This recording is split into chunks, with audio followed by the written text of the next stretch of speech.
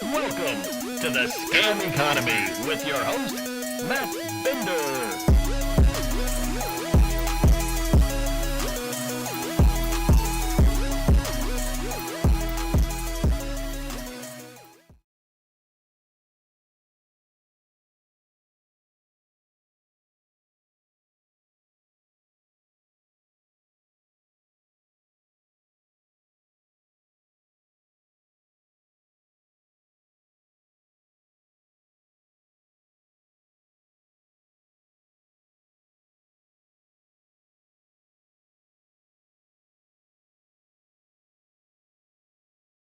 None of you can hear me. Hello, everyone, and welcome to the Scam Economy post show. What I was saying was I was distracted because my video for me is coming in a little laggy, but I guess that doesn't matter if you can't hear me at all. Let me know if the audio and video is out of sync, and I will try to troubleshoot it. That's all you missed that I was saying. So distracted by a much smaller problem than me not turning my mic on whatsoever.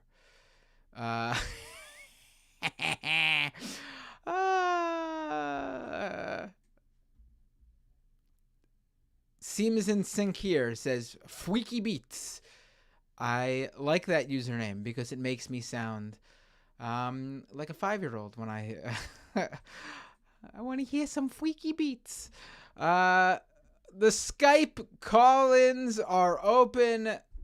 Just go to just open Skype, search Doomed Live. You'll be able to call into the show. And yeah, let's. I was watching some clips of because I don't have cable, but I was watching some clips.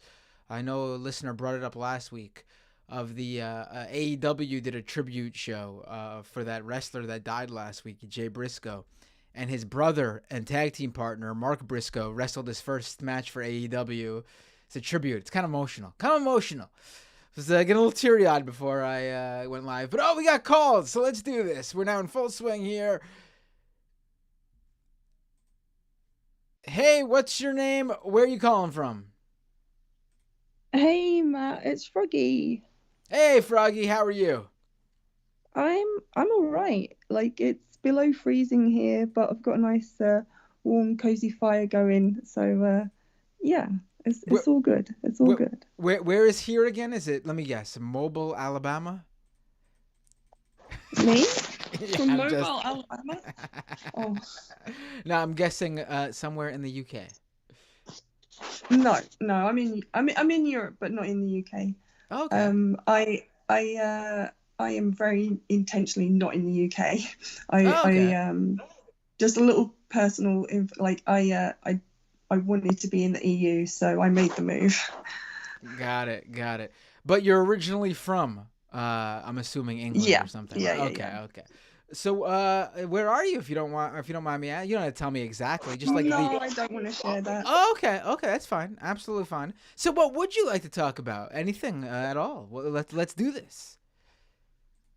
So one is that like after I spoke to you last time about the playlist for Songs of Solidarity, we got like lots of more ads, so that was really cool, like people adding in like other songs of solidarity that they enjoy. All right. I should post it. I forgot to do that. I remember now, but I forgot to do that. Okay. That's awesome though. Yeah, share the link so people can go and see what's been added. I can share it in your Discord. I did try to share it in the YouTube chat before, but I think just because the protection of like, let's not share like links we don't know, it didn't get posted. But I'll put it in your Discord, so that's cool, and then you can check it out. And it's kind of nice just to have this nice long playlist you can just put on and then like hear other people's kind of ideas of what they consider like solidarity, and just I think it's a nice that's thing. Awesome. I like that a lot. That's awesome. So yeah, that's cool. The other thing I was gonna talk about, that I wanted to talk about yesterday, was like news sources, which kind of like relates back to what you and your guest just now were talking about, was like what are the news sources that people use, or like where do they go and get their news and stuff like that. But then on yesterday's show, you were talking about the AI bot, the chat AI, Right, AI. right. Yep. Chat And GPT. Yep. That's the one. I always forget the name. I just haven't touched it. There's been a lot of stuff in my life, and I kind of know that if I get into it, I'm really going to get into it. So I've kind of not gotten into it yet. But what spawned from that, the reason, sorry, I'm kind of going through like a bunch of different topics right now, is, I don't know, have you ever seen the show Caprica? It was a spin-off from Battlestar Galactica. No, I did not. I wasn't a Battlestar Galactica person either, so that's probably why I didn't watch that show. Oh, Matt. I was never a big fan of sci-fi TV shows. They always felt very cheap to me. Matt. I'm sorry. I'm gonna try and, like, without too many spoilers, but it might be a little bit spoilery, try to explain like the kind of the premise or whatever of Caprica. Okay. Yeah, go ahead. And it's about a person who essentially, like, all the data that is out in the internet or the world of this sci-fi universe about them, so like, you know, their chat logs, their medical history, school reports, all this kind of like data about this person is able to become like the person in a virtual world and live on in the virtual world, and eventually then they become they find a host, like a robot, to be in, and so the reason that I'm bringing that up about, like, with the chat, the AI chat, is because it sounds really familiar. Like this bot, this chat, chat GPT, TBT, is kind of like taking all this information from a bunch of different sources and kind of putting it together, and then kind of like essentially presenting it as if it's kind of a human. If you could do that for one singular person, and you could replicate like how they would respond to whatever situations, that's kind of like the same thing that happens in the show. And one of the things I think people don't miss, and I say this as someone who's got like chronic pain and disabilities, is that's really attractive to me, that I could exist without pain, basically, and I could exist with like various forms of mobility, even if it wasn't my own human self. There's like, I could continue to live on in a world that doesn't really assist me, or like isn't particularly accommodating to my mobility needs and stuff like that right now. So that's just kind of something that I wanted to bring up. I appreciate that you're saying that it's like you're not into sci-fi, but maybe one of the things about sci-fi that might get you a bit interested is the kind of how it predicts the future. And I just want to add an addendum there. I didn't say I didn't like sci-fi. I said I didn't like sci-fi TV shows. Oh. Sci-fi movies are usually very good because the production budgets are much higher. Sci-fi, in my opinion, pretty much requires a decent budget, and TV shows, at least back in the day when they weren't on premium TV like HBO or whatever, like, you know, network TV sci-fi shows always felt very cheap and looked very bad to me. Yeah, you're making me think of like Doctor Who, especially like, I mean, well, current Doctor Who's, and like, yeah, I guess I'm able to suspend my disbelief enough to kind of like get past that. But yeah, sometimes the graphics or like the staging and stuff can be, yeah. Right. I mean, I'm someone who, my favorite TV show of all time is Twilight Zone. And obviously the special effects then weren't anything, but they played to that. And they made the episodes work within what they had at the time. Yeah. I feel like a lot of the sci-fi shows that got big in like the 90s and early 2000s, I feel like they looked very cheap and they tried to portray something that wasn't. And so I could not like those shows. It was hard for me to try. Yeah. No, that's fair. I think Caprica does a fair job because there's a couple of different like worlds or planets that stuff happens on. Like I think they do a good job of like world building and kind of having these distinct places. The CGI stuff it's decent for its time, like the robots and stuff like that. But yeah, I just wanted to bring up that one. That show. I'll have to check it out, I guess. If you're telling me it was good and it's making you think of some issues from today, I will definitely check it out. It's a lot easier to check these shows out now, obviously, with streaming. Is it on any streaming platform? I don't know because I don't access. I don't access like US stream. I don't know. Okay. Sorry, I don't know how to. Right, I haven't watched it in a while, actually. I'm probably going to try and find it to rewatch it now. But yeah, or like you probably find some like trailers or like maybe some like mini reviews on YouTube and see if you're like interested to go from there. Yeah. Yeah, sounds good. Yeah, I'm done. Oh, That's cool! good. Thank you for the call. Now I'm dealing with all of these people in the chat yelling at me for my opinions on sci-fi. Oh, I'm going to go and read the chat now and feel validated. Great, thanks. There you go. Yeah, I'm definitely the wrong one here, obviously, because those shows, Battlestar Galactica, obviously, was very, and someone mentioned Stargate. Those shows were very popular. I just couldn't get into them. I was never a fan of that type of sci-fi. Like, I'm not a Star Trek person. I don't like Star Trek. I mean, the originals with Captain Kirk and Spock were okay.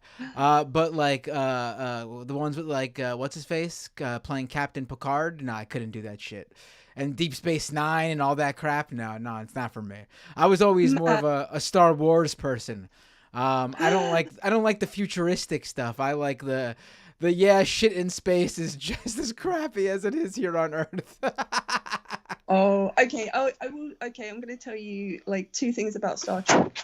One is I pretty much use it to fall asleep to every night because I've watched so much of it over the years. It's kind of not too exciting. So but I like a little bit of background chatter kind of thing going on. So I don't really like pay too much attention and I can fall asleep.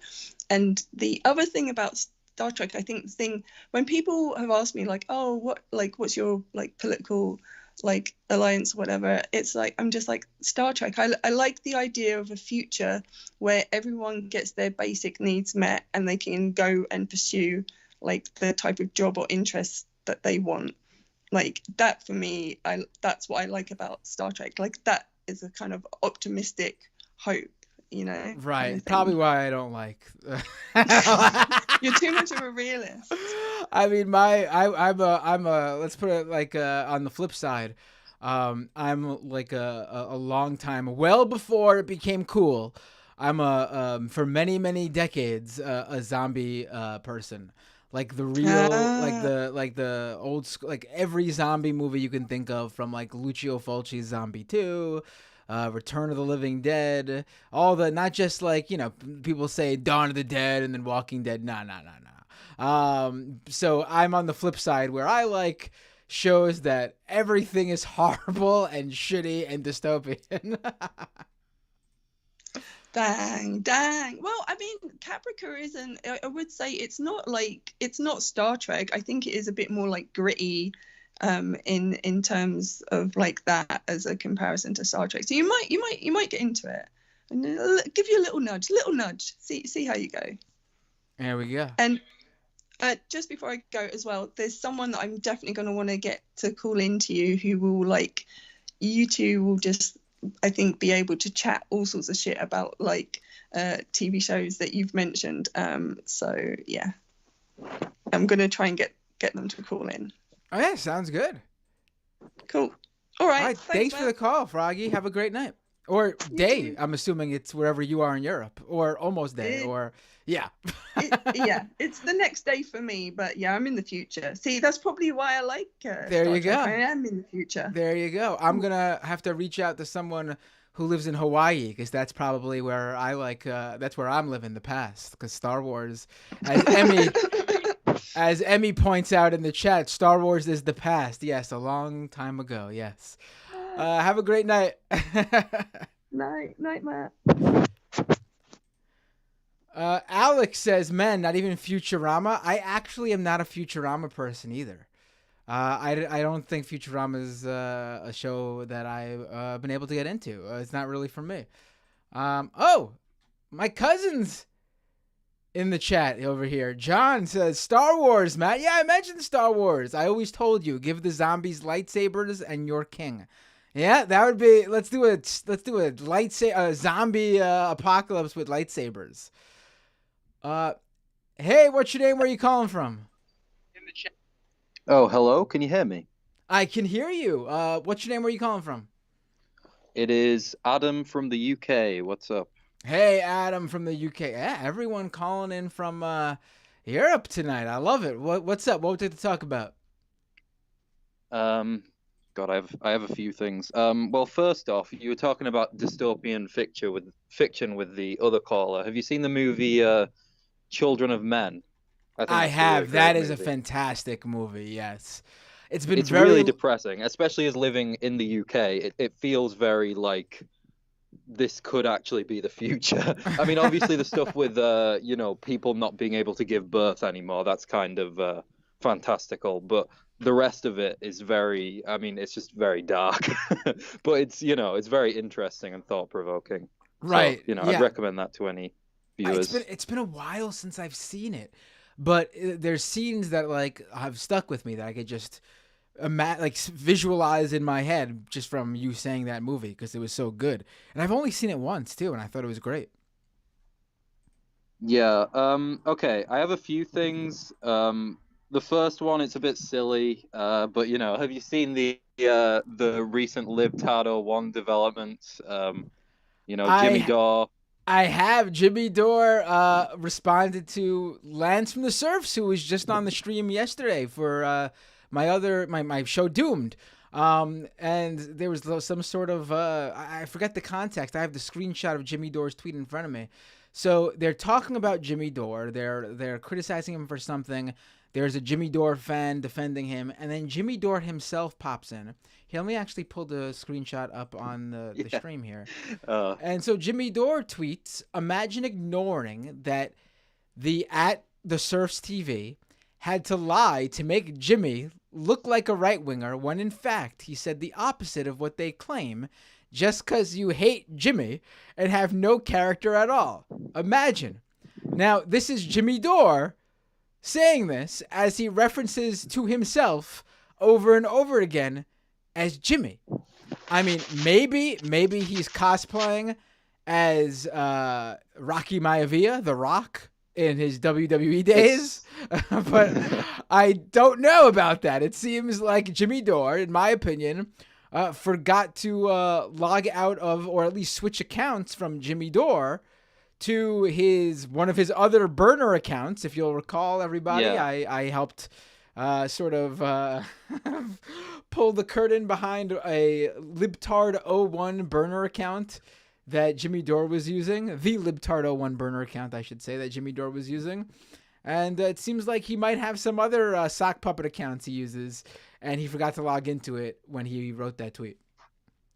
Yeah, it really makes you wonder, I'm sure a lot of people have dealt with Jimmy Dore supporters, being very aggressive in replies. And, maybe it was actually Jimmy Dore, because apparently he has multiple sock puppets. So, it's possible that some of these Jimmy Dore fans out there that are extremely rabid about it could just be another one of Jimmy Dore's many personas. He's like a man with many faces.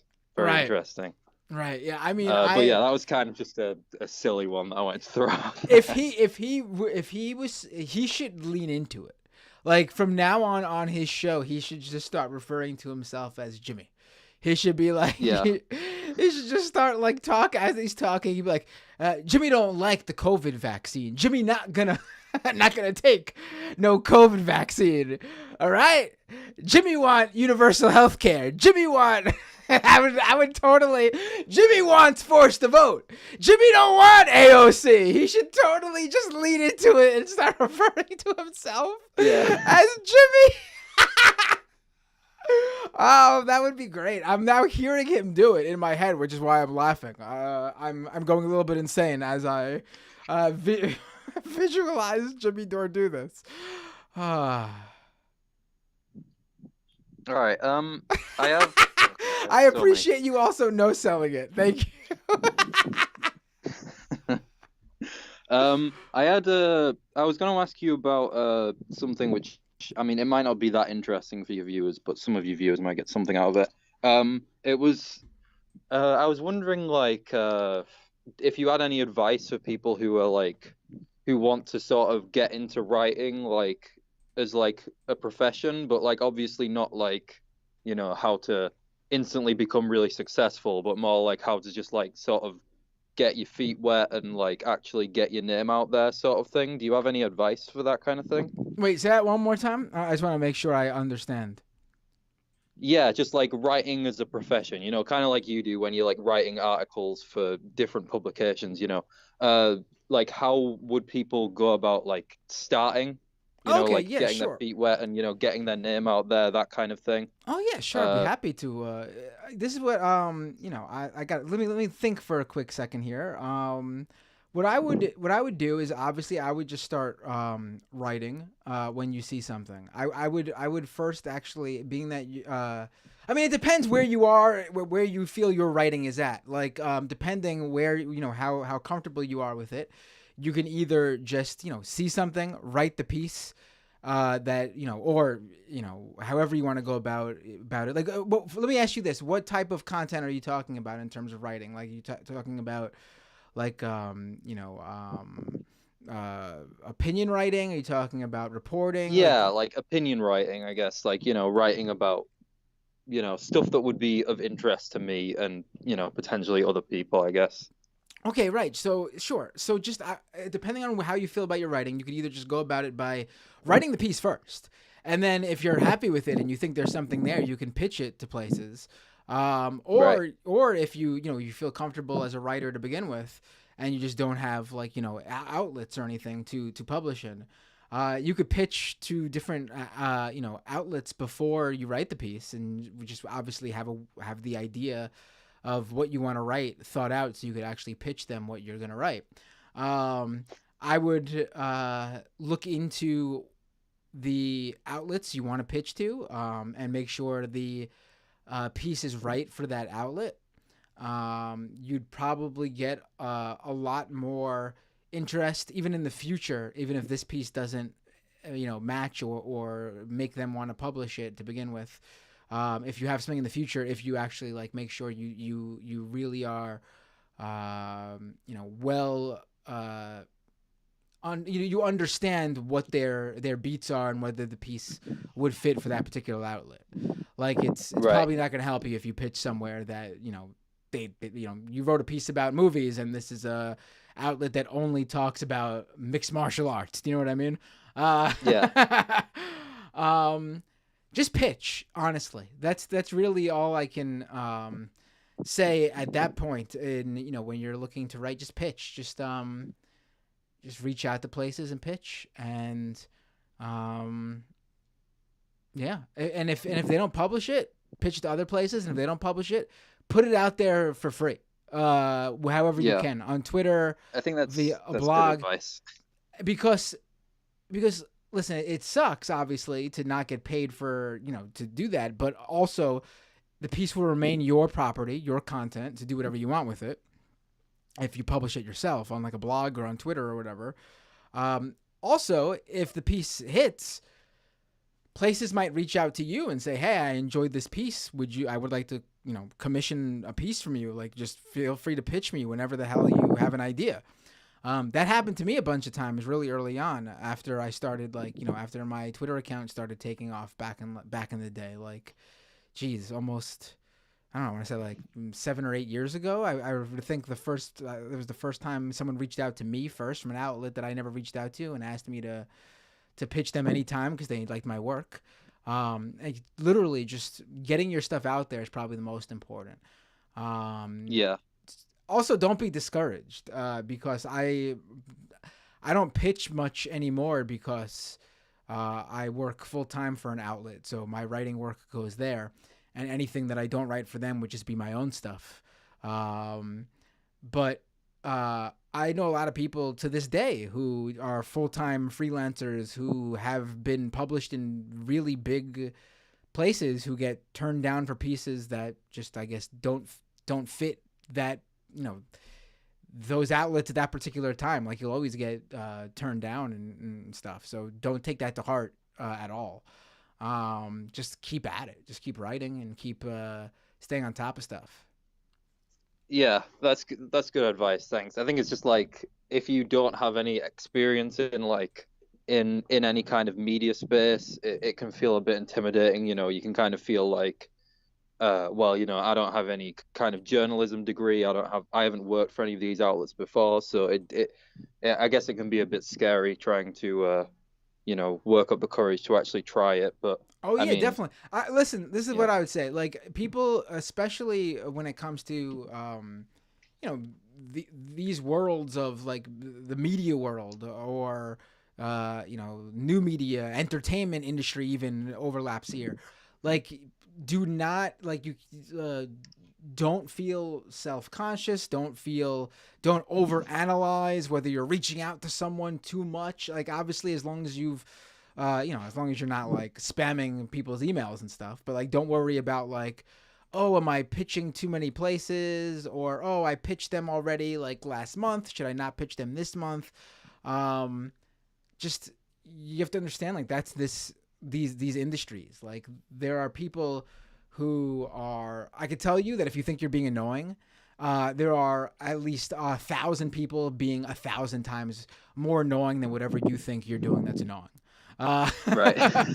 And also, you need to do this stuff. Like, it's just part of you need to reach out to people. You need to pitch your work. Listen, I have a problem with promoting my stuff. That's always been my issue. And it's just because I feel like, I don't know, it's something I need to get over. Everyone has those tics, I guess. So I would say just keep at it, keep writing, keep pitching. If no one takes up a article that you're particularly proud of, fucking just put it out yourself. It could do well on its own, and that can lead to something. The right person can read it, and they can be like, oh, I want to reach out to this person, so I publish their next piece.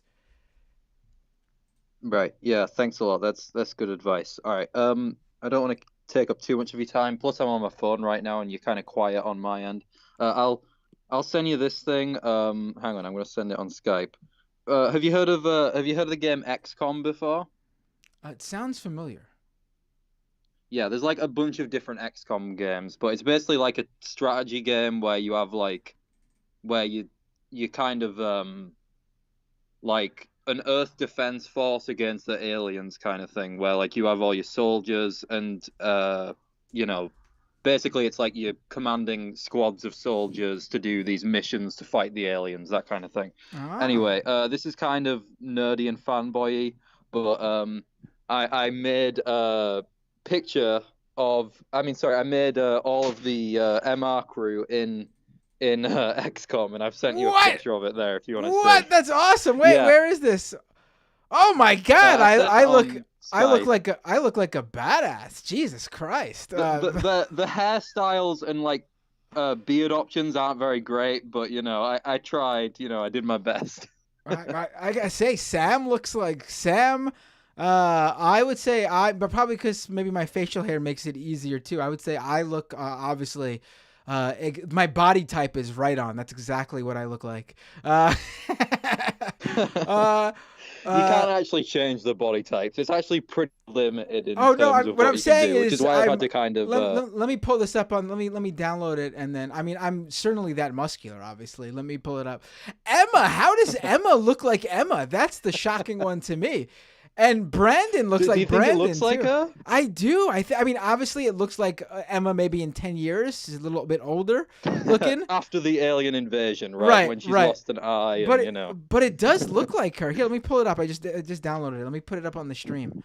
Yeah, and with Brandon, it was like I could have made the mustache thinner, but it was pretty much invisible if I made it thinner, so I had to kind of go like And is overboard with the mustache. Is that Jamie? That's Jamie, right? Jamie Peck? Yeah. Is she wearing a I made bandana these over a her while face? ago when Jamie was still part of the crew, I think. Okay. Well, some of them. And then I added Emma and Brandon. Is Jamie wearing a bandana over her face? I can't tell, right? She is, right? Yeah. That's kind of, once again, me cheating with how bad the face options are. If you cover a face up, then you can't see that it doesn't look that much like Jamie. Right, no, but I mean, Sam looks like Sam. Sam looks like Sam Cedar crossed with what's his face from American Psycho. Christian Bale. Yes, Christian Bale. It looks like Sam meets Christian Bale. Matt Leck is probably the one that looks most off. He looks like Randy Orton from maybe 10 years ago. I would say I look kind of close. Again, I'm a bit too rugged. I don't look that rugged. Jamie can't tell because the bandana. Emma looks spot on. That looks like Emma in 10 years. Obviously, after her eye gets taken out during a brutal game of fantasy football. Yeah. And Brandon looks, I guess, a little bit like Brandon, right? I can see it. Yeah, this is. All right, yeah, that was just, I felt like sharing it just for the fun of it. Basically, in the game, Truth V in the YouTube chat is calling it Punisher Emma or Punished Emma. Yeah.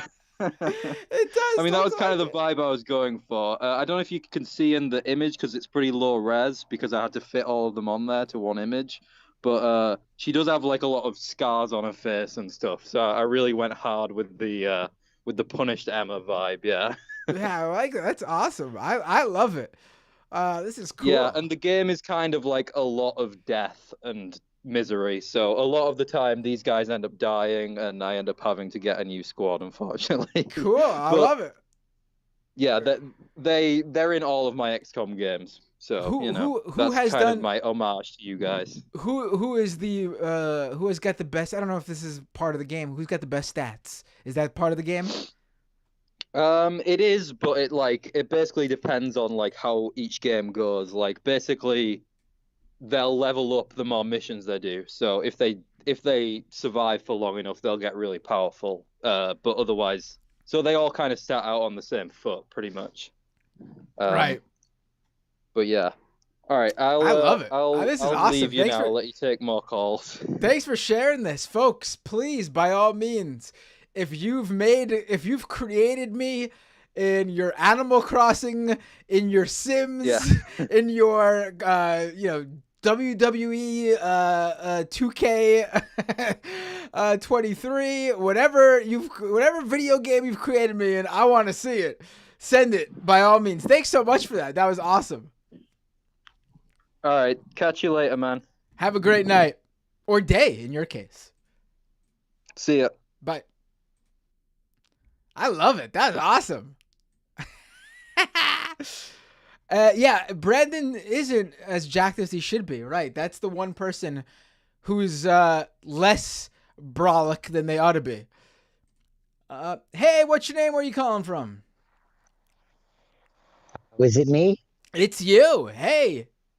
Oh yeah, it's me. It's Miss Emmy Martian. Can I put you up on the feed?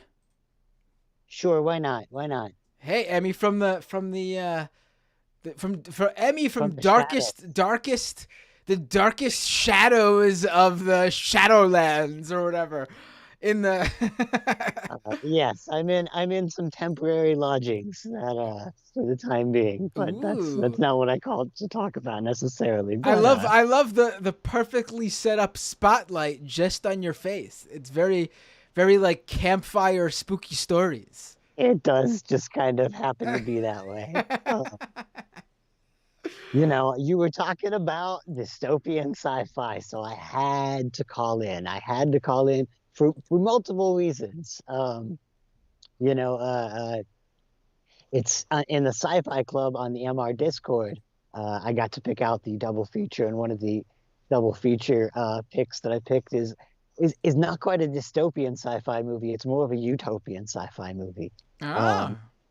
called "They Came to a City" by socialist playwright J.B. Priestley.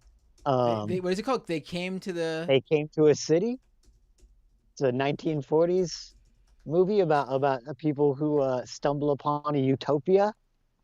Mm. It's kind of the antithesis to 1984. So people love 1984 by George Orwell, but George Orwell was like a staunch capitalist. And that's one of the things I don't like about 1984 is how pro-capitalist it is. And he actually had a list of people that he informed the state was a danger to the state because they were communists. And one of the top people on this list is J.B. Priestley. Now, J.B. Priestley at the time in 1941 had a radio show that had an average listener base of 16 million people every week. The only person who garnered more listeners in the UK was Winston Churchill.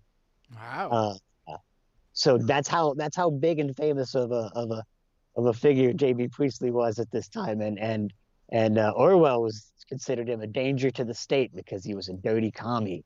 So Orwell's like staunchly capitalist and very like anti-commie, and that's like kind of like one of my problems with 1984.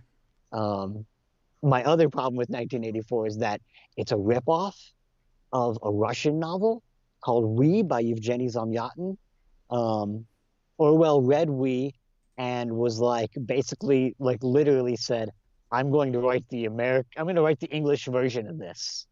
And like less than a year later published 1984, which has so many similarities to We that it's except We being a Russian novel doesn't have nearly as much of an anti-communist bent to it.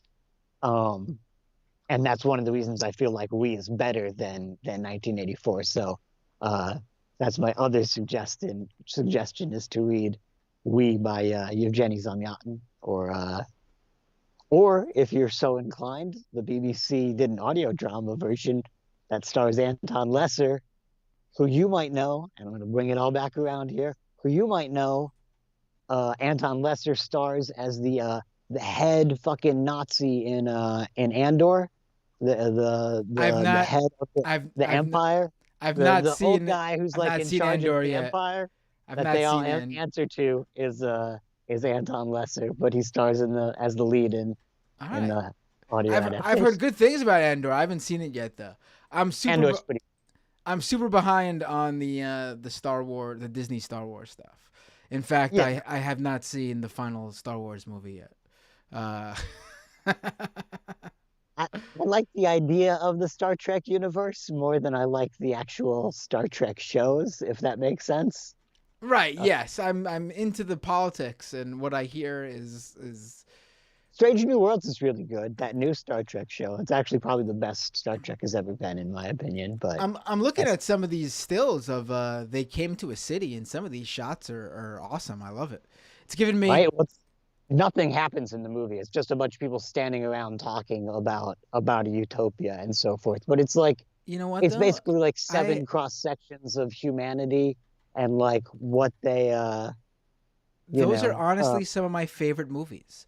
I'm a huge fan of movies that take place in as little settings as possible, preferably even one if you could pull it off, and lots and lots of character building.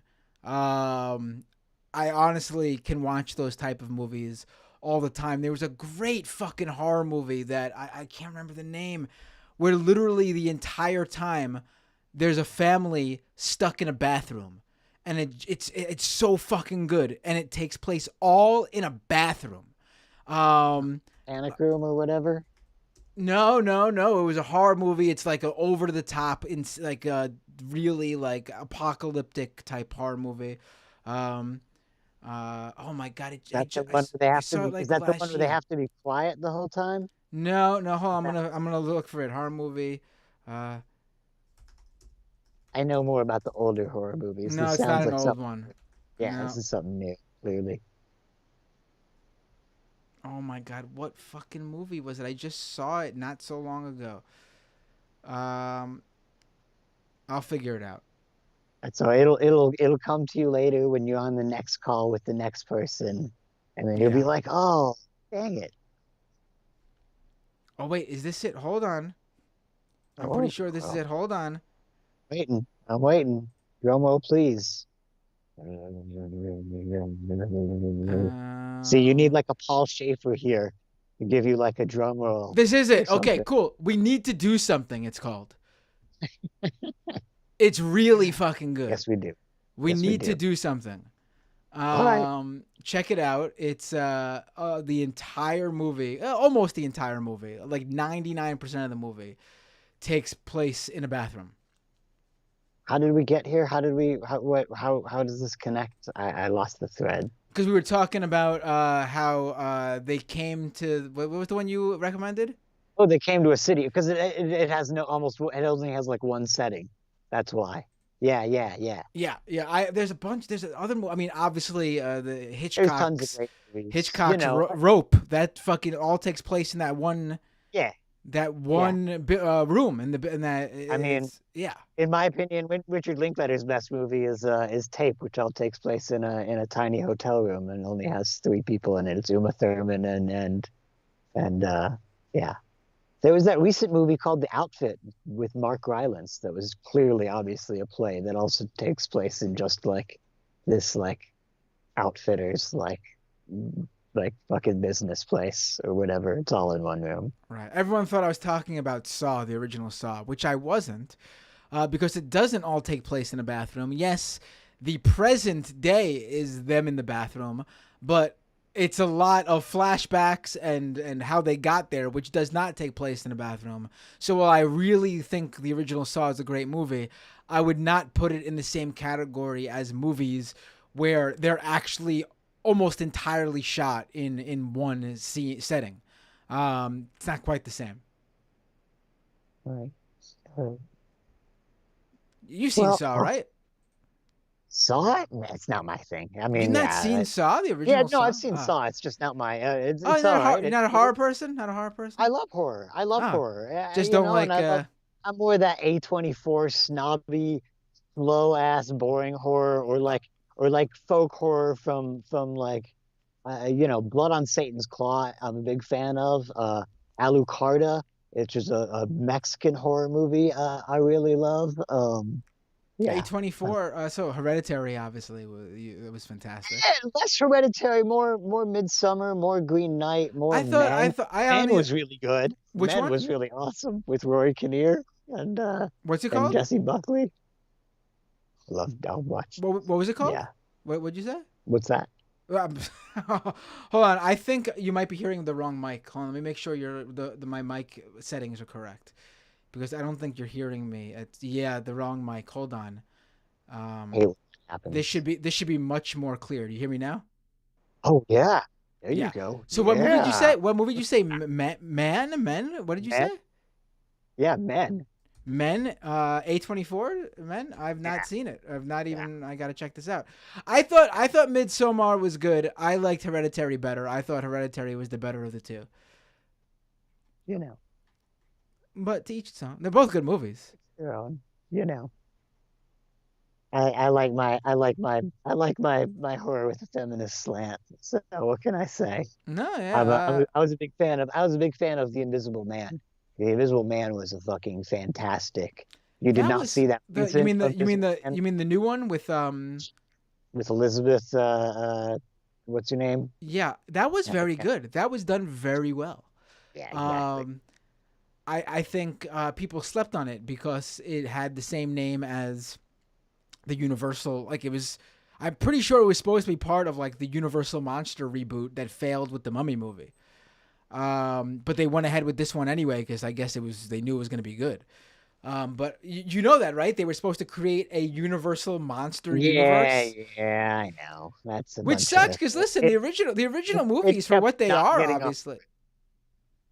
Yeah, for the original movies for what they are, honestly, are great movies. But I don't know if you create a modern day multiverse with them. You know what I mean? The best thing they did was that 2010 Wolfman with fucking Benicio del Toro and Anthony Hopkins and Hugo Weaving. That was the pinnacle of the resurgence of the universal horror, as far as I'm concerned. That's the only one that really got that sort of gothic atmosphere and setting like correct. Did Which you is a see? Did you see Malignant? Nah, it's not my. I'm not that. You should check it out. It's really good. I don't think anyone. I can't give it away because people. No, are no. gonna... I watched the first 20 or 30 minutes of it and I turned it off in disgust. No, you can't. Yeah, No, you gotta. No, I you would missed not. it. You Not missed my. it. You missed It's the fine. big. It's You missed the just big enough. thing. I got the full lowdown from Bandito. He watched the rest of it without me and was like, "Yeah, Emmy, it's cool. I watched this movie and I yeah, was. it's I was laying. I was laying down watching that movie, and the big plot twist comes up, and I literally like got up and was standing on the bed like, oh my god, like last time I felt like that was probably funny enough, well, probably not the last time, but it's making me think when I first saw in the movie theaters in 2004 when it came out, and the big twist with the guy getting up, I fucking stood up out of my seat, and like the Leonardo DiCaprio meme where he's pointing at the TV, and I was like screaming. I was like, "What?" nah. I mean, if you want some good modern horror, watch Hagazusa, the witch movie from 2019. Hagazusa. Oh, Hagazusa. you're one of those. You're one of those. You are. Wow. You are. Exactly what you said before. How did you classify these movies? Like I like the slow burn, like No, fucking, no, no. You said like snobby. Albie or snob, something like that. Yeah. Yeah, you like the film snob movies, which I like too, but I'm not. I also like the schlock and the You know, I'm a little bit more fond of the schlock once it's dated and has had the time to sort of mature and what the cream gets to rise to the top and the other stuff gets to fall to the wayside or whatever. That's, I'll watch Saw after like 10 years after, when people were still talking about it 10 years later. I was like, okay, now I'll watch Saw or whatever. I don't know. Occasionally I'll watch modern horror. That's not. What do you think that's of Jordan? not What do you think of Jordan Peele's movies? Jordan Peele. I love Jordan Peele's movies. Are you kidding me? Nope was fantastic. I feel like his scope keeps getting larger and larger, and it's really kind of amazing that he's doing things on like a sort of like Spielberg-esque level now, where it's like of a grandiose scope. He's given this free reign and this budget, and it's kind of awesome to see what he's doing with it. You know? Yeah. Nope was great. I'm trying to figure out. People ask me which of his. Riley, though. It's no. I mean, well, it is maybe Boots. I love Sorry to Bother You so much. Sorry. Sorry to Bother You. Switch. I know it's a switcheroo there, but I'm just movies that I feel like. I haven't seen. Is that that's The thing I like about horror movies is they make commentary on society, and the best horror movies make good commentary on society, and I feel like that's what Jordan Peterson's movie, or Jordan Peterson. I hope I meant Jordan Peele. Jeez, Jordan Peterson's right. Jordan Peterson's. I love Jordan Peterson's horror movies. Horror show. Yeah, I love his horror movies. They're great. We'll see who cancels who. I mean, that does sound like a horror movie line, right? We'll see who cancels who, woke mortalists. Yeah. Oh my God! Now that I think about it, he would a character framed as a Jordan Peterson type would be the ultimate like bizarro horror movie villain. It would be a I mean, great character.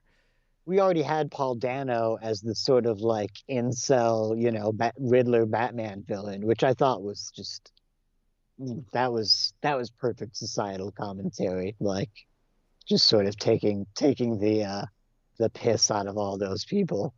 I'm Yeah. sure they loved it when they went to see their Batman movie and they were like, "Oh, I this is thought about you being the bad guy, isn't it?" Yes, incels, it is.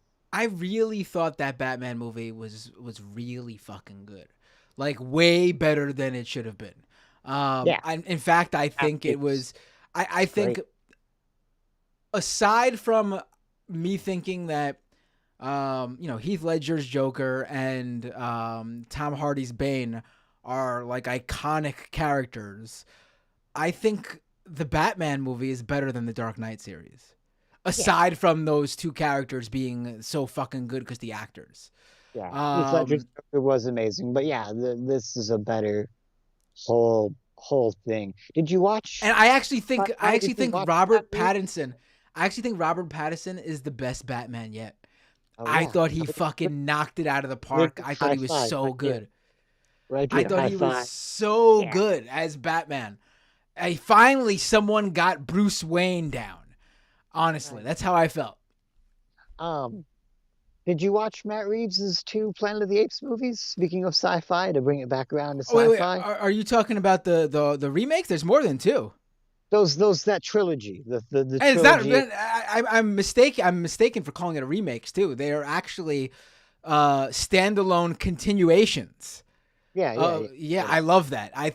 They are. I think that's the series that's been. If you were to ask me, like, what is the most underrated movies to come out in the past like 10 or so years, I would say it's the entire Planet of the Apes trilogy. Those Yeah, I movies mean, the are. second and third movies are Matt Reeves, the same writer director as the Batman. That's the reason Oh, right, Andy right. Serkis. That's the reason he used Andy Serkis as Alfred, is because he'd already had a great relationship with Serkis, proving his ability to act in the Apes series. I think those three movies were way better than they should have been.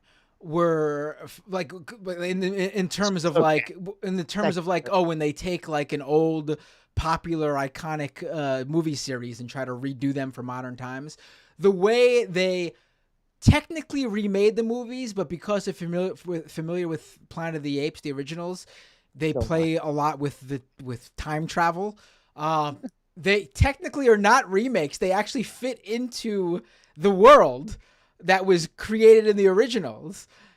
Sure, And it's just sure. they're so good. The way they were able to make the apes so fucking emotional and you feel for them and they amazing work. I thought they were awesome movies. Again, yeah, that's a lot of that is due to Serkis being such a great actor, who also just pops up in Andor. So there's another reason for you to watch Andor, because There you go. I gotta Andy watch Serkis Andor. being a badass or whatever, or being Andy Serkis, just you know, he's got the chops. Yeah. Anyhow, talk about crazy sci-fi movies and stuff all night, but I mostly, uh, uh, come join us at the Majority Report Discord and watch. Well, we're gonna actually watch Another Earth together as our. That's the other part of my double feature. But we'll watch They Came to a City. Read or listen to We by Evgeny Zamyatin. Um, these are great utopian and dystopian works of fiction that I feel like present both sides of both sides of the argument and both sides of the equation, because JB Priestley's like They Came to a City is very much like the socialist argument, like for like, a lot of, I don't know, a better run state or whatever, a way you can have I don't know, it's tough to explain. It's tough to explain without getting into the whole damn movie. But love you, Matt Binder. thank And you so much. This was a and great. I love talking movies. I love talking all uh this stuff. Always it a was also pleasure, Emmy. Have a great I night. also I Oh, also just shout out to Froggy. Froggy's my life. Froggy, I'm so I'm so glad to hear Froggy calling into the show. Freaking love your calls, Froggy. You know that. You know that. Anyways, you take care, Bender. Take care. Ciao. Have a great night, Abby. All right. Bye. Ciao. Oh, oh, hit that hang up button too quick. Hey, what's your name? Where you calling from? Hey Matt, Josh from California. How you doing? Hey, Josh from California. What's up? What do we have to talk about? So Jordan Peterson's horror movie would be considered The Lobster, and he just talks to you I'm about now, lobster I, evolution. I'm, in 2 I'm now hours. obsessed with that idea. I'm gonna have to write I'm gonna have to write a script. I mean, you could just take one of his speeches.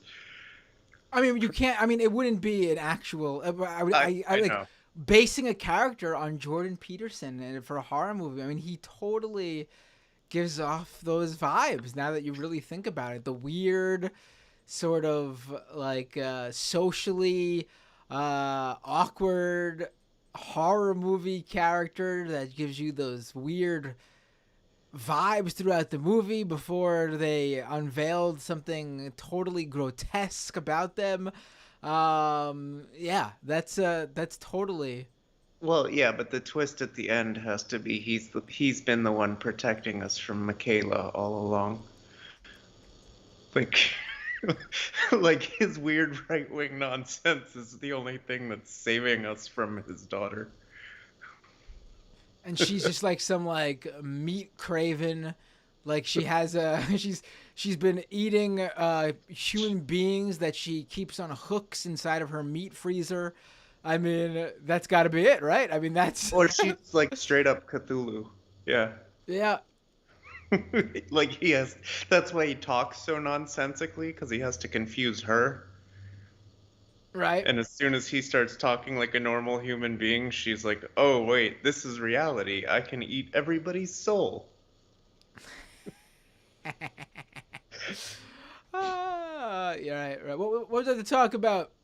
Yeah, the other thing is Orwell was not a capitalist. He was a socialist who hated communists because they stabbed him in the back in Catalonia during the Spanish Civil War. So There you go. Thank you. I mean, I honestly don't know enough about. So thank you for coming. I saw some people mention that after I got off the phone just now. So I was gonna bring it up when I read through the chat, but glad to see you, someone I'm talking to, bring it up. Maybe what Emmy meant was 1984 specifically, but I don't know. yeah, yeah, 1984 is an interesting book. People sort of everybody projects their own sort of belief structures onto it, because nobody likes any of the states that we live in.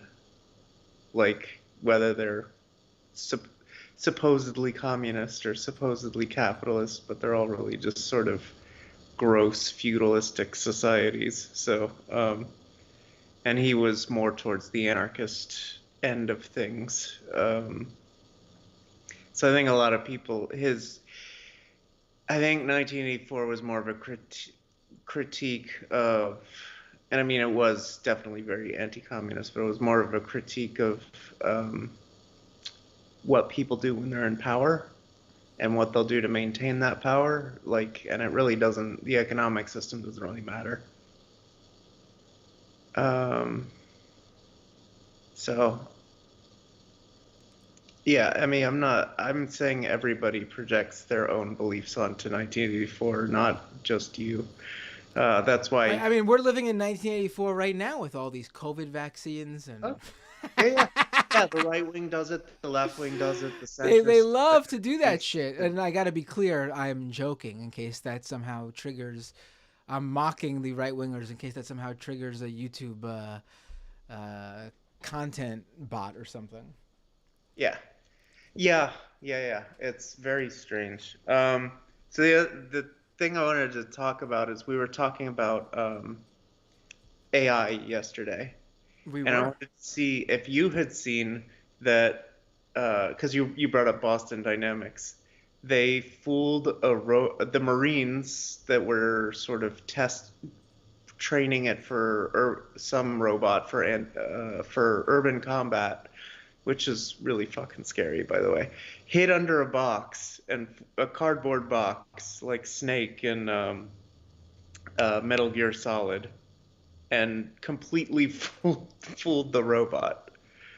So it, like, couldn't find them, even though they were under the box giggling at it and like taunting it and stuff. So it was really just very interesting, because I just saw that this morning and I was like, oh, we were talking about this yesterday. So I just wanted to bring that up. So I think we're some ways away, fortunately, but it is really, really creepy. And then I did also, your first caller mentioned sort of about accessibility, and that is one of the reasons why, like, it's so hard. You can't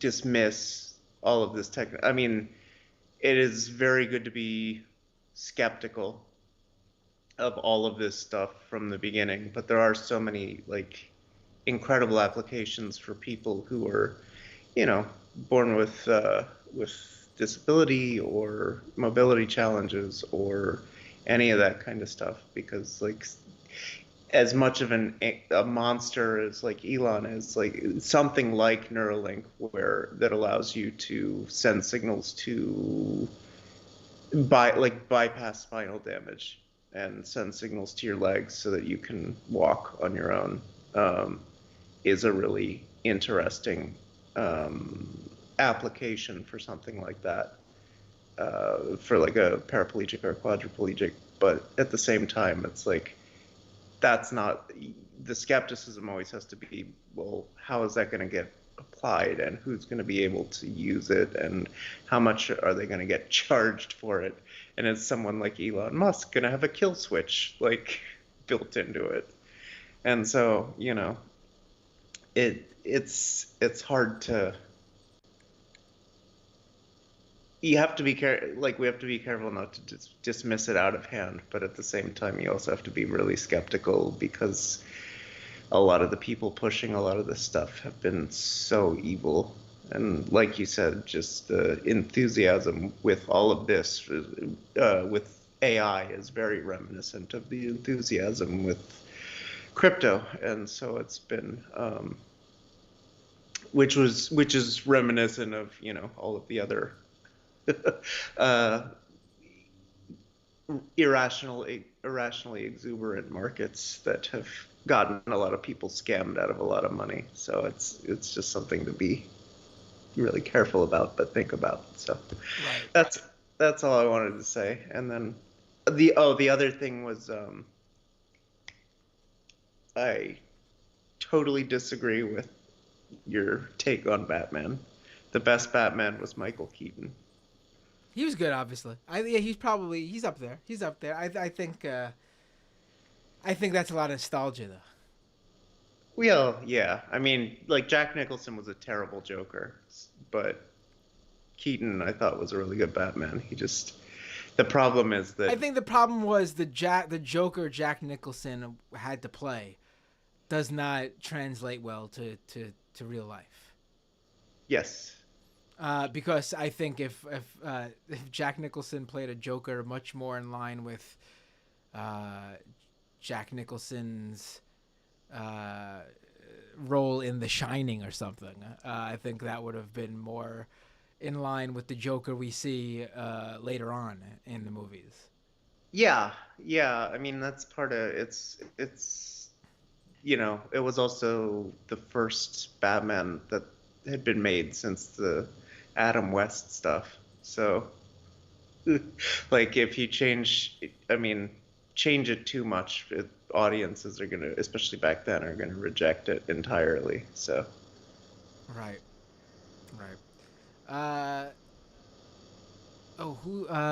Nick Swen says Michael Keaton will always be Beetlejuice to me.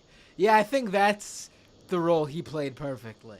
That's Beetlejuice. Yeah. It's true.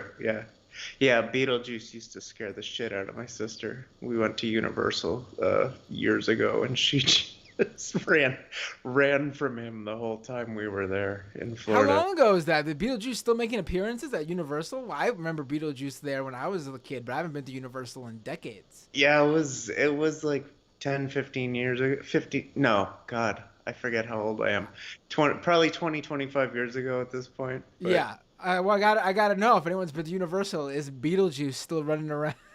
it's the at least in Hollywood, it's like the Minions and the Simpsons and stuff are the characters that are walking around now. I don't think there's any rides at Universal that I recall from when I was a kid. I don't think they have the Back to the Future ride anymore.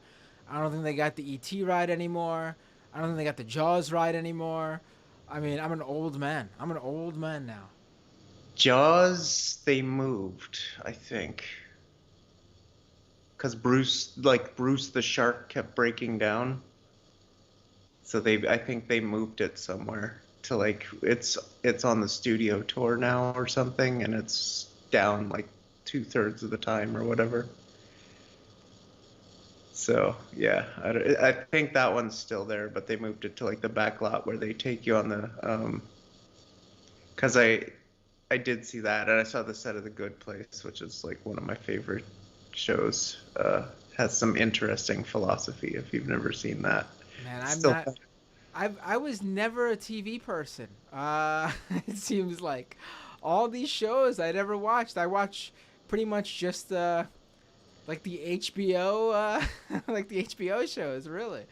Yeah, I've never been a big TV person, I guess. That's fair. Yeah, I have a lot of free time, so.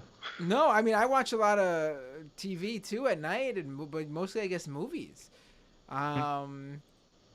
Yeah.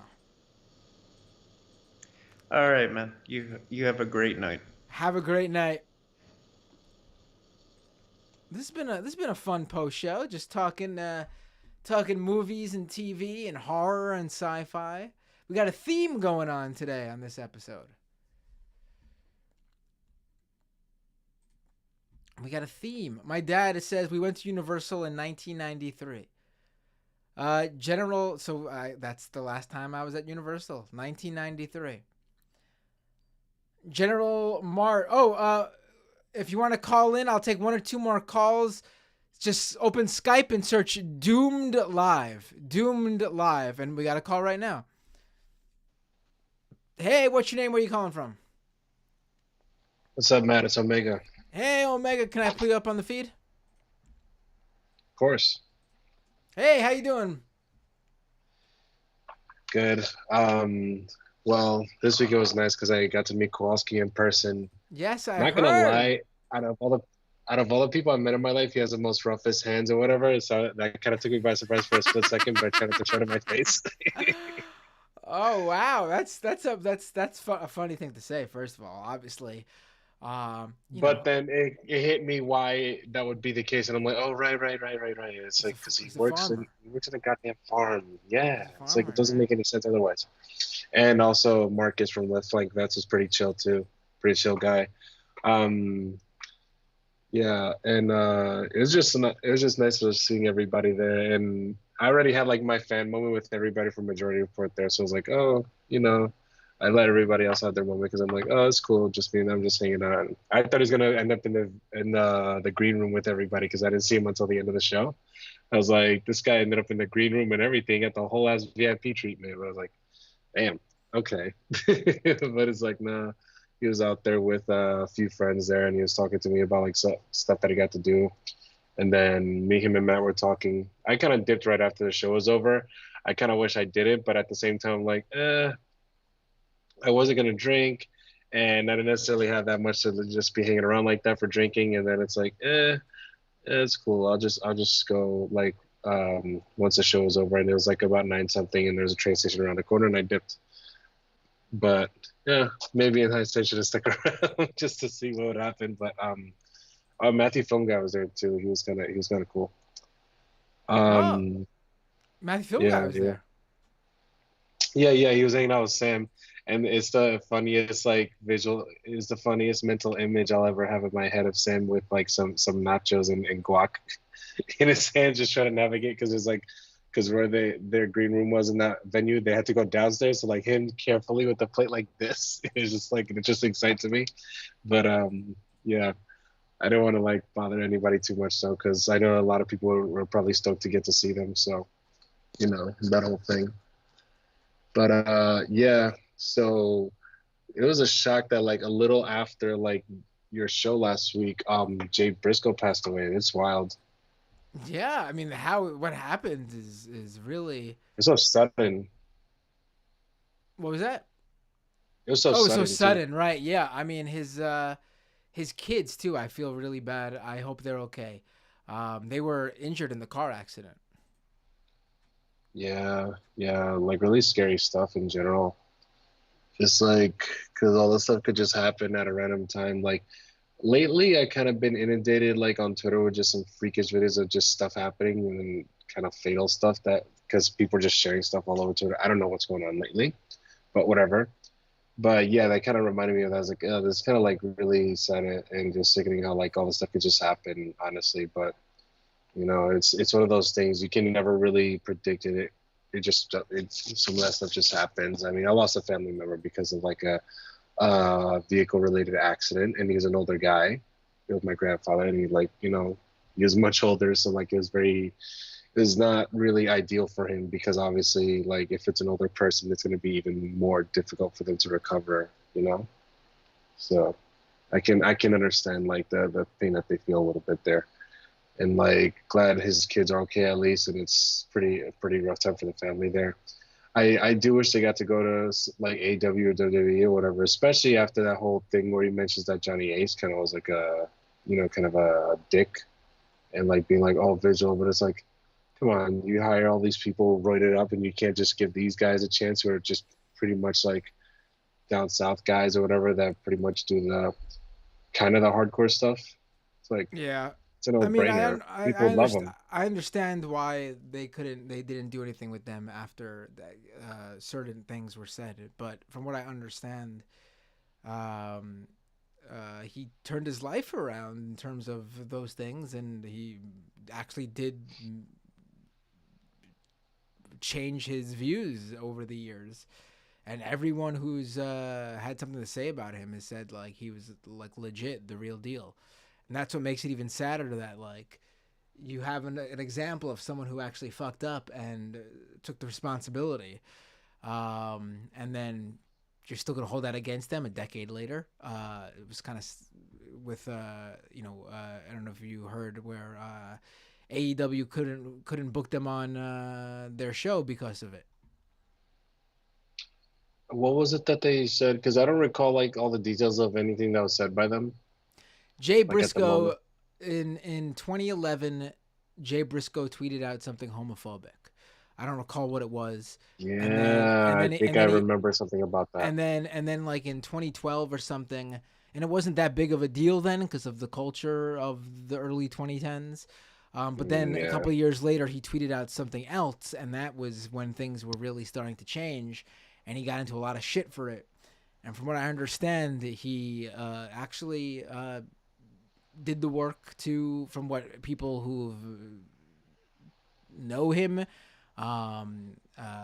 There's been openly gay wrestlers who've come out and said that they've spoken with him in recent years and worked with him in recent years, and he was a completely different person.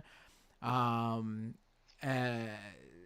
think if people actually take responsibility for what they did and change, and not just like, oh yeah, I changed my views, but like from what I understand, he made it like he took the initiative to work with people and get and understand what really, and he didn't make a big show of it either. Like, oh look, I'm doing this. And if what people who know him said is true, then I mean, I think it's I understand people can personally have feelings that they don't want to forgive someone, but for a big company to hold it against them, I think is, especially a big company that clearly does not worry about other things that are like, for example, this is the same company that airs AEW show, airs that new Slap show, with by Dana White of UFC, who was just caught on camera beating his wife with a slap. Yeah. Yeah, and the other thing is just that like just how much more brutal it looks. Like Vince said MMA is barbaric. No, the slapping thing I think is the more barbaric out of everything, because MMA you can tack on some extra rules and be like, okay, so you can't do this now and all this other stuff. And it's like to make sure people are not as likely to like get seriously hurt. It's like with MMA you can still do that. With wrestling you can still do that. With boxing to an extent, I mean, but it's boxing also. You can still do that. But with something like cyber, you're like boom, and then some of these people have the most swollen faces ever afterwards. It's like it makes like that time that Punk had that MMA fight look like nothing, and it's just like, bro, your whole left side of the face, and like, what if say somebody just has facial paralysis after enough of that, you know? Like I've seen some people who kind of react to that stuff, and I'm like, I mean, I never ever got the appeal of it, but now I really feel less like just watching it, to be honest, because it's just like, okay, all the slapping stuff after a while, it gets like, honestly, it's even giving me a headache just thinking about it. Like I can imagine like getting slapped over and over and over like that, like directly. It's not like wrestling where you could tuck your head in or whatever it is just to kind of circumvent the possibility of getting a concussion or like I think that whole concept. I think that whole concept, the slap show, is going to be looked back on very negatively. It is nothing like any sort of combat sport. It's not UFC. It's not MMA. It's way. It's not even in the same league. It's way worse. Like, I know people think like MMA is barbaric or whatever, and there's certainly arguments that they should do more to safety precautions and barring certain things, but it's still at the end of the day a combat sport where it takes skill. And there are you could be defensive, and you could block, and you could take care of your body, and you know, it's then these usually not just a clean open shot to someone's head like that, but the slap is where you literally put your face and out there. You can't do certain hits to the head also, like the back of the head is UFC, definitely you a can't, no. You can't, yep. But in this, you literally have to let someone openly slap your face full force. It's not a sport. It's not a comp. It's just that's just. I think it's pretty. Yeah, and nasty. the people doing the slap also risk especially in modern arms too. Especially in modern times where every other sport understands the brutality in headshots, and the sports where it's just a natural byproduct have taken great care to minimize that. I mean, even in professional wrestling, fucking any open headshot is completely a no-no now. You're not allowed to do that anymore. Wrestlers actually in real life get fined money if they take a chair shot to the head because they're barred from it. Like if they go rogue for a storyline and take a chair shot to the head, they get fined legitimately by the company for doing it because you're not supposed to do that. The idea that in this day and age, there is a televised competition where people are openly getting smacked full force in the face, in the head, without any defensive ability or whatever is ridiculous. I've seen multiple clips already from the very first episode of people clearly getting concussed from this. Like, people getting slapped and trying to stand up. Didn't get their shit rocked pretty much. Like more than any of those street fights you see online and stuff like that, or live leak stuff. It's like it doesn't make any sense to just do that, and it's like no, we just need to stop. He probably just saw that online trend of it a little bit for a time, and he wanted to get in on it. But I'm like, maybe you just need to ease up on it, and that's it. That's enough. Like, this was MMA, totally even though MMA, even though UFC like has a checker history. Right, this was like a Russian, like as someone points out in the comments, Steven pointed it out. Yeah, this was like something I've seen on Facebook. Like there's like a Russian sort of televised competition where they do this shit. And then clearly Dana White saw it on his like feed on Facebook or some shit and was like, "Oh, this shit's awesome." When the correct response is, "This is some backwards ass shit that should not happen here." Yeah, I can only imagine how it looks like how it is with these other places that they probably don't have as much of a microscope on them, so it's not going to be as regulated or monitored. So I honestly just I'd rather like eliminate a lot of stuff that involves any headshots and anything. Like maybe MMA kind of like maybe ease it up even more. Football definitely I think the way football is needs to be kind of cut down a lot of stuff, and I'm with Emma on a lot of this stuff about paying the players, especially the college players. Like it's absolute crap that they don't get paid, but then they canceled a whole series of college football video games because of all that stuff, because people are making noise about that, and then they quietly are getting it back in. It's like people didn't forget that you don't want to pay these people, and especially because it's predominantly people of color and mainly black folks that play football and stuff like that, and some of these other sports, and you don't care because it's like, hey, it's like I'm raking in all this money. It's like, bro, these people don't even have a chance to make it. These people could get one injury and that's it. And then also some of these people can't even, like a lot of wrestlers have, going back to wrestling, a lot of them have had football careers. The Rock even, they had an injury and then it cut their momentum completely. So it's like they don't get paid on top of the possibility that their entire thing gets derailed. Even if the injury is not significant, if they get taken off, it might derail them forever. And then there's no momentum at all to get them to the pros. So why not just pay these guys? And like, can we just stop with all these sports that like give concussions? Like boxing, I think needs to kind of like, I spoke with my wife before and like about this stuff. And like, I think boxing at the end of the day kind of needs to kind of be slowly but surely kind of skimmed off of Well, I mean, MMA is definitely more brutal than boxing.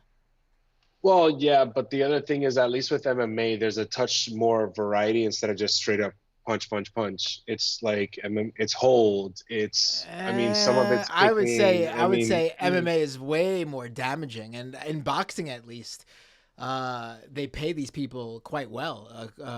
Unlike the UFC, I would say in MMA at least there's a higher possibility of like other things other than your head and everything related to your head, like getting. I mean, the gloves are a huge difference. Yeah. Boxing gloves are way more protected than the gloves in MMA. Then I would say maybe give them kick pads and then give them kick pads where they're barefoot and then give them like more cushioned boxing gloves. Then I guess I'm not sure, but it is like. It's a whole revamping that we need to do about a lot of stuff, and also baseball. I think they should just do the softball scoring, because doing this, like that wears on you after a time. I played baseball before, and I'm like, I don't know how people could do that after a while, because that's like that gets very tiresome. But that's just me. I have all these sports takes or whatever, but I'm not gonna get into them. But yeah, I feel kind of dumb for missing Raw 30, by the way. Not gonna lie, I need to catch back on, and now even like the fact that somebody from 2IT even said they're watching wrestling again, it's like, damn, I really gotta get back into it because the Royal Rumble's happening this weekend. And I'll be watching the Royal Rumble for sure. Yeah, that's something that I'll be watching. I don't know. I've had probably because I don't have cable, but it's been hard for me to keep up with watching it. I keep up with the storylines via clips pretty much. Yeah. Honestly, that seems like the best way. But to be frank, it's like not even because there's some YouTube channels that do a super cut of everything of the show, but sometimes like you miss anything significant. So like, yeah, I'd rather just stick with like just little clips in the video, and you could get through like maybe an entire week's worth of programming in like 30-40 minutes. They really, I gotta say, in NXT, they really be putting this Nikita girl out there, and it's a little too much. I'm like, easy, okay, she has a big ass, okay, we get it, yes. Stop being I've missed this. Doing all this stuff. I think I know who you're talking about because I've seen clips. But, there's a blonde woman that they really try their best. Even her finishing move kind of emphasizes her butt or whatever. It's kind of like Naomi, but far more over the top. And I'm like, you're hitting us over the head with it almost figuratively. At least Naomi's move is kind of like, you can make a case where she looks like she has strong legs. So okay, you can still make a case that like her leg hits somebody in the head too, not just like her freaking ass. Her finisher, she does like a leg drop on the rear view. Yeah, it's like a leg drop, but she does a split. Oh yeah, Nikita, yeah. She does that, and I'm kind of like, oh my Yeah. god. Okay. Yeah. No. Yeah. And the amount of countless tweets I've seen where people have like slow motion gifs, I'm like, it's like, Oh, you and can't then watch those. You can't look at those. You can't judge it by those weird ass internet like social media accounts where they do like people just literally like, slow yeah, and they motion do a lot of those videos of camera, they female do a lot of the of camera women cuts for that wrestlers. too. No, yeah, Like that's a not. lot of Yeah. people who review the shows even kind of say, yeah, they really go out of their way to make sure they highlight her body a lot. And it's like, look, I'm not complaining that much, but it's kind of like, okay, I bet she could wrestle pretty good, but they're making it too much about her appearance. And it's like I bet it's not her fault. All she's just doing is wrestling and doing her thing. It's like it's pretty jacked up. But yeah, I need to catch up on NXT also too. Speaking of which, but yeah, that's it. That's honestly it for me. I'm hoping Royal Rumble's good. I did hear a rumor that The Rock was possibly going to try to buy WWE, and I'm like, no, no, no, no, no, no. We do not. I don't want a whole Vern Gagne situation where he gets the title and he's the owner of the company. He holds on to it because he hijacked 2 movie franchises, 2, actually maybe even 3. I don't know if G.I. Joe counts, but he hijacked the DC franchise and he hijacked the fucking Fast and Furious franchise. I don't like the Fast and Furious movies that much, but like just hogging it to yourself when you just got there is pretty shitty. I gotta say, it is crazy to me to see how his film career He's like has Hulk gone. Hogan. He's sort of jumped the shark in Hollywood. Honestly, like it used to be, oh, The Rock's in a movie, it's gonna be great, I can't wait to see it. Now it's literally like, oh, he's in another movie playing the same character, and I feel like his movies have progressively done worse and worse at the box office too. Yeah. In the Fast franchise, the first movie he's in there, they have him looking like he's sopping, sweaty, wet. Like he just got like he like went to the bathroom and just like dipped his head in the sink and turned the water full blast. And just like just did just did that because of his beard movie sopping wet. And I'm like, dude, I'm sorry. This is kind of distracting. I can't take him seriously as like some kind of cop or whatever. And then it doesn't get any better from there. And then the whole drama he causes with the cast, and I'm like I'll be honest, the franchise should have been done after Paul Walker's death, and I guess they capped it already, but they want to still like cap it, I guess, one more time for all time's sake or whatever. Yeah, do that, but no more of The Rock there. I saw Black Adam, it was okay, but a lot of the stuff that he's in, he doesn't have range. He does a lot of the action movie humor, which is like, okay, yes, we get it. Like I watch a Marvel movie, I get that, and I know what I'm in for with that, but like actually his best work was the Game Plan, which is way like back when, because at least he had range and he I played remember something that, other yeah. than his jockey self. They made fun of the jockiness, but they still had him be like a father who had that thrust upon him, That and was a over good time he movie, became a better actually, guy. for what it was. Yeah, I remember that one. Yeah, I and mean, also it's like, Batista's and now in hindsight, Batista's the I have one 2 who ended up. daughters. Batista's the one who No, ended up that's what being. I was gonna say that next. Yeah, he has like so much. I saw Glass Onion. He's amazing in there. He's like the if you guys ever watched it, he plays like a total manosphere guy, like borderline Andrew Tate, but not like with the rapey stuff. It is so like he's so good there. In Guardians of the Galaxy, he's just obnoxiously like, he's like cartoonishly like funny, but not in a way that's like unacceptable. And then in just all these other movies, he just has different range and he can be serious too. So I honestly prefer him over The Rock. Like I'm I looking used to forward hate to his. Batista I'm the way looking he forward was. to his M. Night Shyamalan movie too. Yeah, I don't mind watching it or whatever. I might actually be more interested in watching it. Well, a lot of the movies that I watch in the theater are usually if it's Marvel, Star Wars, or like a franchise like that I already care for, it's fine. Maybe on Cinema Day I'll probably break that tradition because that's what I did last Cinema Day, because then I watched The Invitation. Decent movie, by the way, if you want to watch it. It's another horror movie and it has vampires, but yeah, there's that one. Yeah, I can't really think of anything. I did watch that Malignant movie, by the way. The twist in there, I kind of saw that coming. I'm not gonna lie to you, because You I've did seen not enough see movies. that coming. Get out of here. A little bit. You did, liar. Liar. I was gonna reference another movie, but if I reference another movie, I'm gonna spoil the twist of it. So for anybody who wants to watch it, it's not unlike another movie. Oh my god. But yeah, like that was a situation for me on that movie. But I mean, it's okay. And honestly, some horror movies is just like I can respect one. Like, I'm not a big horror movie person, but if it has a good plot, like Saw, like the first Saw movie, I liked it because it had a good plot there, and I didn't see what was coming at all. And I was like, God damn, dude! And the actors are like really good. They're like the guys that were in the locked room together. Like that shit was amazing. I can't even say anything was wrong with that. So like, but obviously, they broke that franchise over people's heads, kind of, in my opinion. But yeah, it's okay. It is what it is. But yeah, so I guess that's about it. And talk to you another time. And yeah, we'll see how the Royal Rumble unfolds.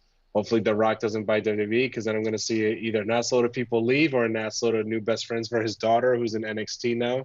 I don't think. I don't know. I don't think he's gonna. I think it's gonna end up being like Comcast or someone like that. Yeah, I'd rather just some bigger company get it and that's it, and call it a day on that. Or it just doesn't get sold at all.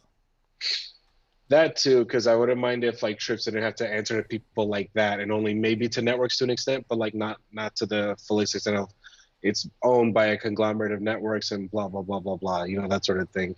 Because if anything to take from this is just like how Discovery screwed over the DC movie franchise, and they're just screwing over things after they got a hold of Warner Brothers, and like because they think everybody wants to watch 90 Day Fiance and Sister Wives and Brother Husbands and all that other shit. It's like not everybody likes that. I mean, there's a market for that, but whatever. Anyways, before I rant again, later, Matt. Later, everybody in the chat. Yeah. Have a great night, Omega. Always a pleasure. All right. Peace. All right, folks. That call went longer than I thought, because we were having so much fun talking about literally everything. So I think that is going to be the final call of the night. And we only had lacking on the super chats, but that's fine. This was like a fun post show, nothing crazy. Fun little pop culture-esque post show. Thank you to Real Paza for subscribing with Twitch Prime, and Nug Wrangler for resubscribing with Prime. Subscriber for 12 months. Congrats. Thank you for doing that. Not congrats. Thank you for subscribing 12 months in a row. And then we got over on the premiere video earlier, like the actual, Scam Economy episode. Jacob with a $20 super sticker and Marcus Neely with a $10 super sticker. Thank you both so much. And here's Kowalski with a super sticker. Thank you so much, Kowalski. Really appreciate that. Hassan should buy WWE, says Lanzetta.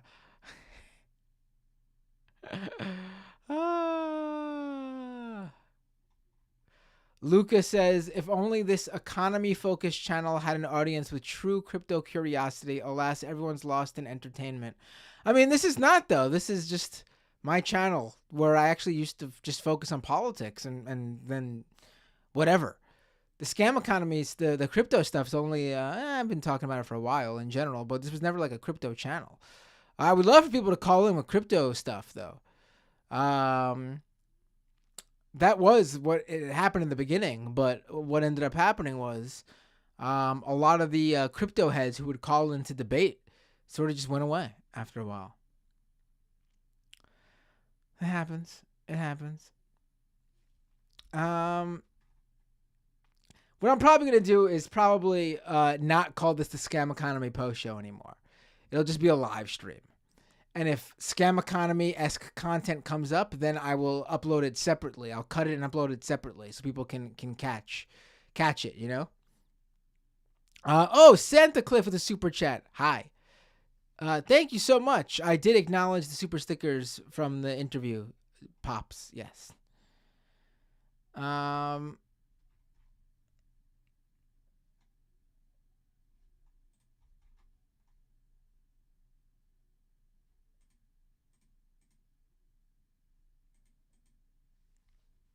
Let's see. Who should I take it easy says 2 off topic unsubbed. Okay. That's fine. I mean, personally, I don't like the idea of sort of like the channel is Matt Binder, right? That's my channel.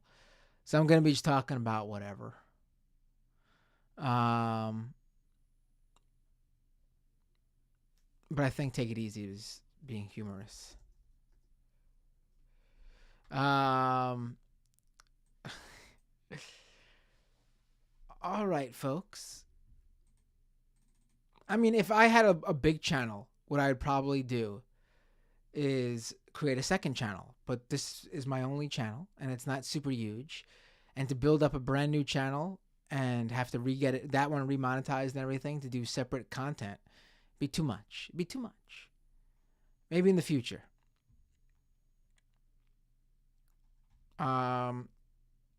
Take It Easy says, yeesh, I was being ironic.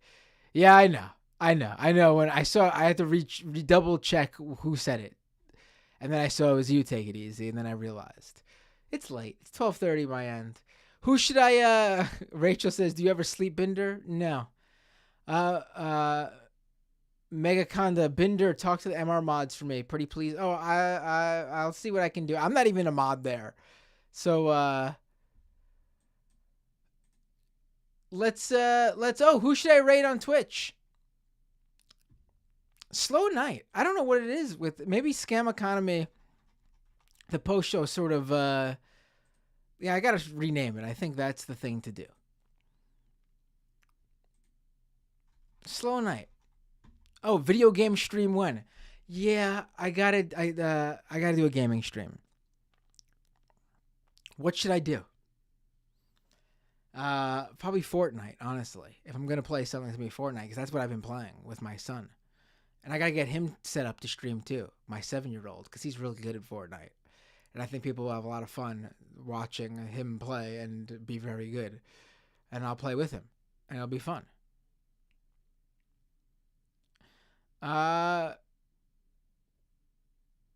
Who should I raid? I don't got that many people watching on Twitch tonight, so let's try to raid a smaller channel that will truly be able to take advantage of the smaller number of viewers.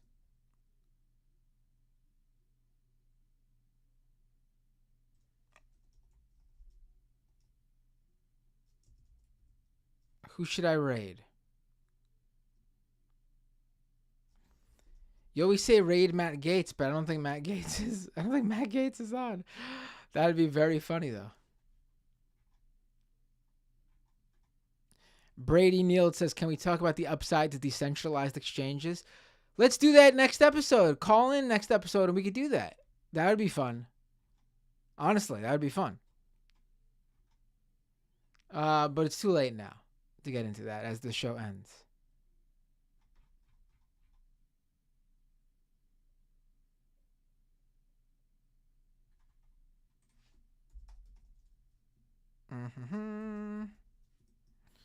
All right, I'm going to raid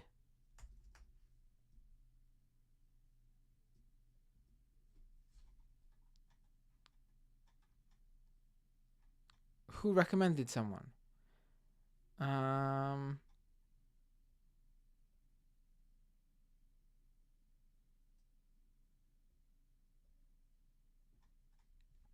I'll raid because someone mentioned it yesterday that I should raid Ariana Jasmine, so I will raid her. That makes sense. I don't go through StreamYard. Brady.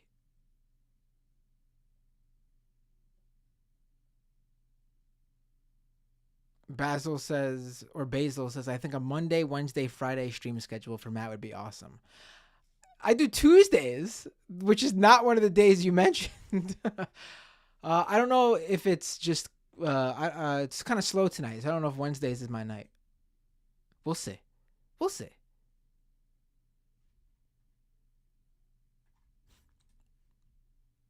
All right, everyone. Great show. A lot of fun talking about. It was a lighter episode, talking about movies and TV and sports. I enjoyed it. We need to do stuff like this. honestly, more often. I would like to do more stuff like this. Because I get you with the interviews, and then we should do some lighter content. Like the game streams, right? I should do some Fortnite streams or whatever. All right, folks. This is a lot of fun. I will see you all next time on whenever I stream. Tuesday, probably. Maybe I'll do something before then. Maybe I'll do a gaming stream. I'll keep you guys posted, all right? Sounds good. Have a great night, everyone. Take care.